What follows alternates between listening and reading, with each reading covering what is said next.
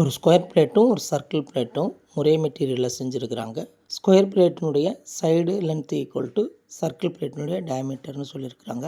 படத்தில் காமிச்சிருக்க மாதிரி ஒரு ஹரிசான்டல் சர்ஃபேஸில் ரெண்டையும் ஒட்டி ஒட்டி வச்சுருந்தாங்க அப்படின்னு சொன்னாக்க சென்டர் ஆஃப் மாஸ் வந்து எங்கே ஃபால் ஆகும் அப்படின்னு கேட்டிருக்கிறாங்க. சென்டர் ஆஃப் மாஸை பொறுத்தளவு சேம் மெட்டீரியலாக இருக்குது அப்படின்னு சொன்னாக்க எந்த ஷேப்புக்கு வந்து அதிக மாஸ் இருக்கோ அந்த ஷேப்புக்குள்ளே தான் சென்டர் ஆஃப் மாஸ் வந்து ஃபால் ஆகும். ஒருவேளை ஈக்குவல் மாஸாக இருந்தால் ரெண்டும் ஜாயின் ஆகிற இடத்துல ஃபால் ஆகும். இங்கே ஸ்கொயர் பிளேட்டினுடைய ஏரியா வந்து ஏ ஸ்கொயர்டு ஆகிடுது.